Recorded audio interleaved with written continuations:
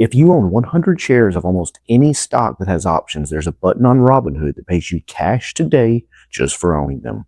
It's called a covered call, and this screen confuses everybody the first time they see it. So here's the whole thing tap by tap on my real account, my shares, and my money. A quick heads up, none of this is financial advice. It's just my screen and my trades. Alright, here's the deal in one sentence. You're renting out some of your shares upside, and somebody pays you cash right now for the right to buy your 100 shares at a price you pick, by a date that you also pick. Think landlord. You get paid upfront no matter what happens next. Except, instead of renting the house, you're giving someone the right to buy it from you at an agreed price. If the stock goes high enough and your shares get called away, they buy them for the price that you already agreed to. You chose that price. That's the whole trick. You only agree to sell your shares at a price you're already happy with. Covered? Well, that just means you actually own the shares. Selling calls on shares you don't own is a completely different and much riskier game, and we are not playing that here. Alright, here's my screen. Now let's sell one. So on screen 1, we've got the position. Now you need 100 shares to sell one covered call because one contract represents 100 shares. Now on screen 2, you have the option chain. And don't worry, this wall of numbers scared me and probably everyone else the first time they saw it.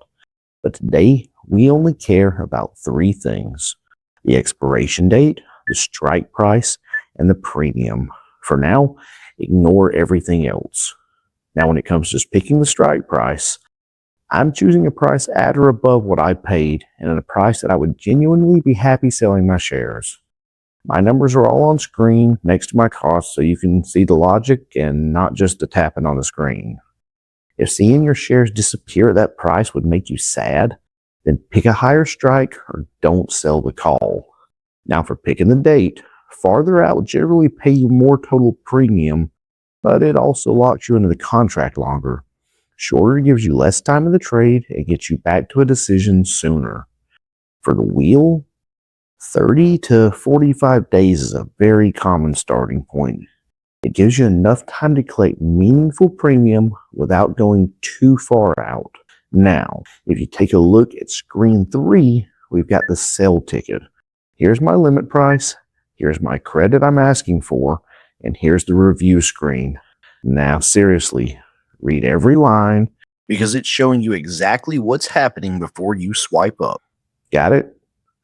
And field.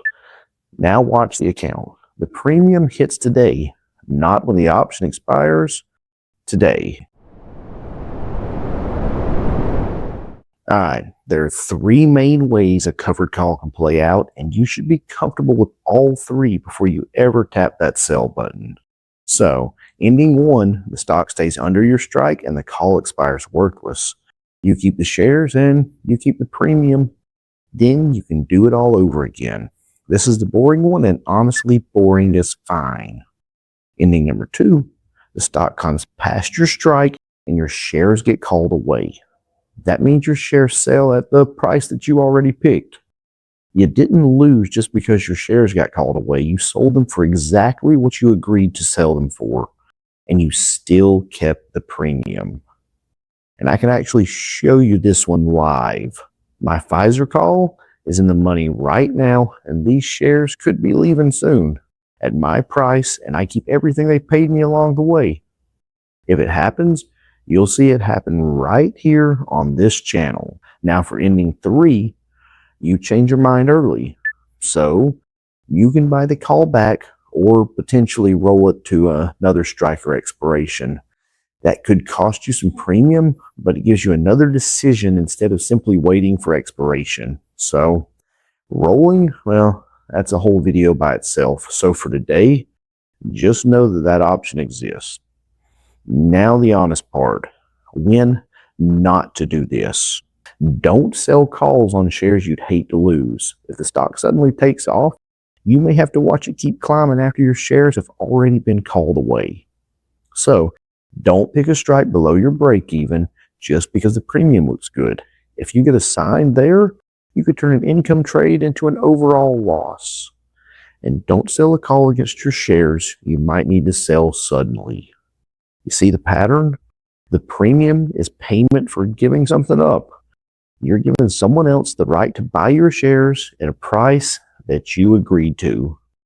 Know what you're giving up every single time. That's the entire skill. That's covered calls, one rent check at a time. And this trade is just one spoke in the full wheel strategy. The whole loop using the same real account is coming to this channel very soon. So here's the full fine print. This is all educational only, and it is not financial advice. I'm not a financial advisor. See you in the next trade.